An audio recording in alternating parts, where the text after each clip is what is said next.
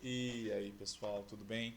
Aqui quem fala é o professor André. E hoje vamos dar continuidade aos nossos estudos, estudando aí a vertente do naturalismo.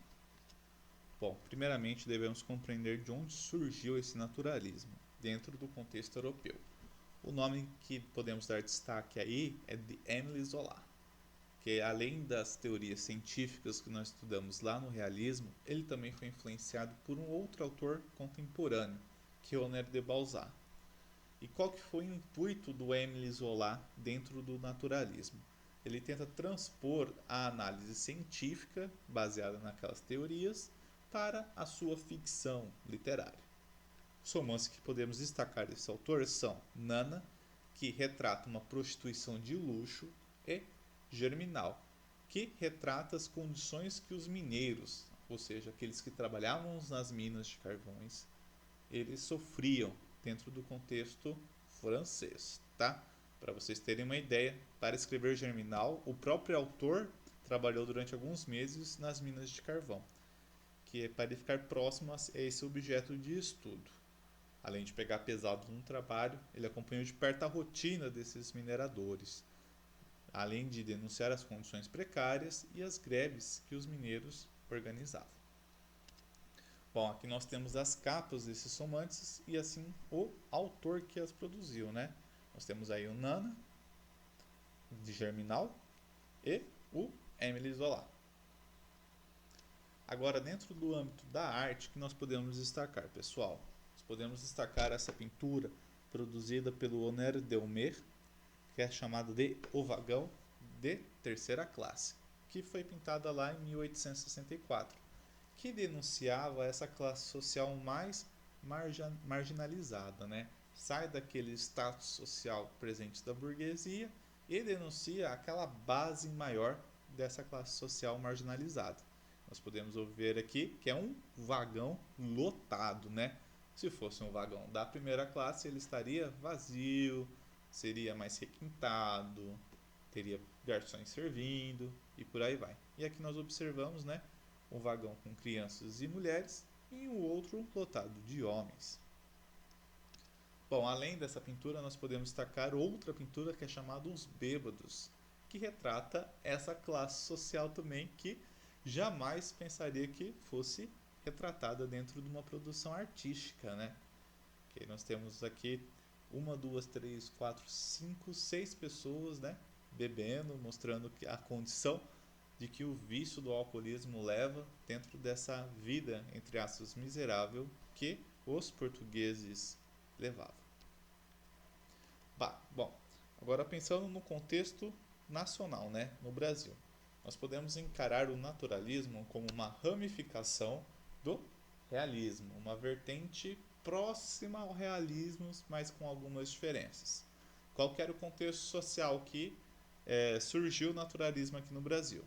Bom, são os mesmos lá do realismo, né? Nós tínhamos a abolição da escravatura, as vésperas aí da proclamação da República, aí os latifúndios eram invadidos por estrangeiros e o processo de industrialização estava iniciando aqui em nosso território. Algumas características importantes desse movimento naturalista dentro do Brasil. Bom, nós temos aqui uma análise social bem definida dos grupos marginalizados, tá? Que não apareciam lá no romantismo. Aqui nós temos aí uma valorização dos ambientes coletivos, então nós temos cortiços, nós temos portos,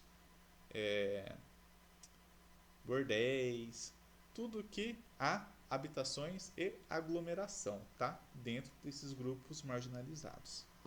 E aí nós temos as teorias científicas do século XIX. E aí muitos desses autores escrevem esses romances de tese, que eles pretendiam provar algum aspecto da natureza presente na nossa sociedade, nos comportamentos dos seres humanos, tá?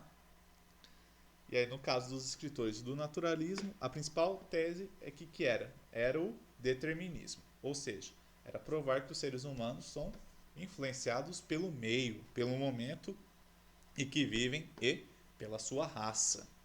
É uma ideia que hoje nós consideramos absurda, né?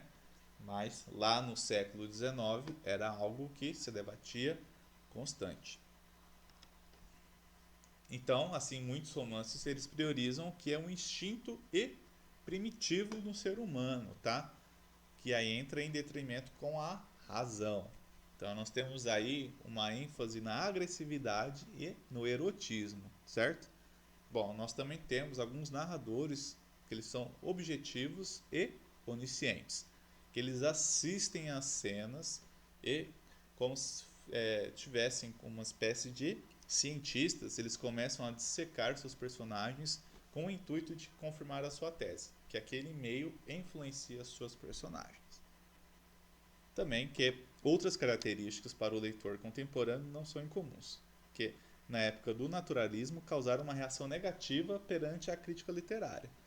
Ou seja, quais características são essas? A linguagem oral, próxima aí dos diálogos, da fala popular, né, da fala coloquial, cenas de sexo, que não eram tão presentes dentro da literatura, dentro do naturalismo é algo natural, e incesto e amor homossexual. Então, dentro do início no Brasil, quando nós temos a primeira obra realmente naturalista, pessoal? Bom, lá no final do século XIX, temos aí a publicação do romance O Mulato, em 1881, de Aloysio de Azevedo. Por favor, não confundir com Álvares de Azevedo, que nós estudamos lá na segunda geração romântica. Aqui o Aloysio de Azevedo ele está ligado ao naturalismo. E aí, suas obras aí têm um tema sempre central. No caso do Mulato, ele tem um tema central do preconceito racial. O professor separou alguns trechos para a gente enxergar um pouco desse preconceito. Então, na descrição do personagem Dias, ele vai mostrar que ele era um tipo fechado como um ovo choco que mal denuncia na casa a podridão interior. Ou seja, ele faz a comparação aí de um personagem humano a um elemento da natureza, né? Ao elemento aí do ovo, animalesco, que ele fala que esse ovo ele é choco, né? Que aí dentro desse ovo há uma podridão. Então ele mostra que esse personagem é podre.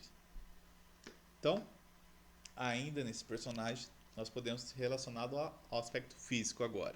Ele era magro, macilento, um tanto baixo, um tanto curvado, tinha pouca barba, testa curta e olhos fundos. Percebam aí a descrição minuciada desses elementos, como se fosse o cientista dissecando esse personagem, aspecto por aspecto. O uso constante dos chinelos de trança fizeram-lhe os pés monstruosos. Então já mostra um elemento coloquial, né? Esse chinelo que nós utilizamos hoje, que é o chinelo havaiana, né? Os pés monstruosos e chatos. Quando ele andava, lançava-os desorosamente para os lados, como o movimento das palmípedes, nadando. Aborrecia o charuto, o passeio, o teatro e as reuniões em que fosse necessário. Então tudo que era considerado burguês era algo que o aborrecia. Quando ele estava perto da gente, a gente sentia um cheiro azedo de roupas sujas. Então ele já denuncia que ele pertence a uma classe marginal. Outra obra que nós podemos destacar do Aloysio de Azevedo é chamado O Cortiço, tá? Dentro do Cortiço tem um aspecto muito importante que é chamado de zoomorfização.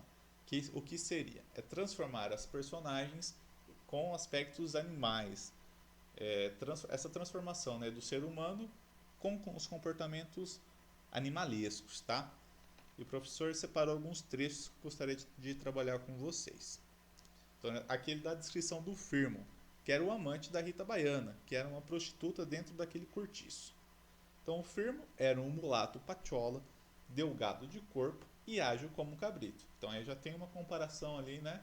Mostrando que parece, né? Ele é ágil como um cabrito.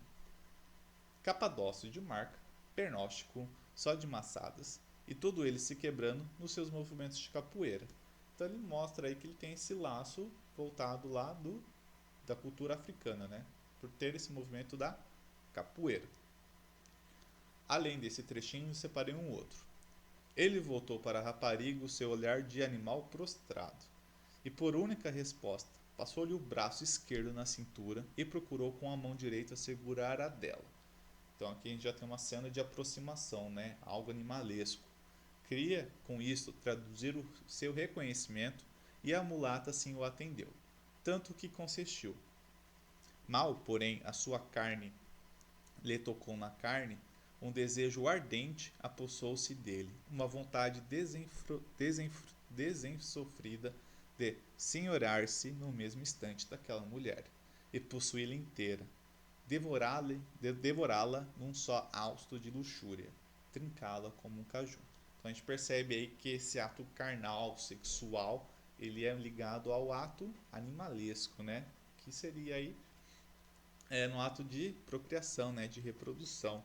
Então há esse contato de carne com a carne, toda essa aproximação dentro do naturalismo, que lá no romantismo era algo mais enfeitado, mais imaginado. Aqui não, aqui é algo bem carnal. E a sexualização também é um destaque dentro da obra do Cortiço, pessoal. Trechinho que eu separei para vocês. Descobriu-lhe no cheiro da pele, no cheiro dos cabelos perfumes que nunca lhe sentira. Notou-lhe outro hálito, outro som nos gemidos e nos suspiros. E gozou-a. Gozou-a loucamente, com delírio, com verdadeira satisfação de animal no cio. E ela também gozou, estimulada por aquela circunstância picante do ressentimento que os desunia. Gozou a desonestidade daquele ato que ambos acanalhava aos olhos um do outro. Estorceu-se toda, rangendo os dentes, gruindo debaixo daquele seu inimigo odiado, achando-o também agora, como homem, melhor que nunca, sufocando-o nos seus braços nus, metendo-lhe pela boca a língua úmida e em brasa. Então a gente percebe aí que é uma cena de bem sexualizada, né? E voltada a esse ato animalesco. O que a gente pode destacar aí de termo é esse gruindo, né? Esse gruindo é relacionado mais àquele som do porco, né? Mostrando que esse ato carnal ele era tão louco que se tornava como uma satisfação aí do animal no cio. Bom, agora para a gente finalizar a aula de hoje, o professor mostra a imagem desse cortiço, né? Para vocês imaginarem o ambiente que se passava essas obras, as classes sociais que estavam presentes nelas. Então aí como tarefinha o professor vai deixar os exercícios 1, 2 e 3 lá da página 94 para vocês fazerem, tá? A tarefinha aí fica para o dia 24/6. Bom, espero que vocês tenham gostado da aula. É uma aula mais superficial, falando sobre o naturalismo e alguns dos autores. Nas próximas aulas nós vamos trabalhar em foco com os autores, os principais autores do realismo e do naturalismo, para a gente finalizar esse semestre aí, tá? Espero que vocês tenham gostado da aula e a gente se vê na próxima semana, pessoal. Até mais!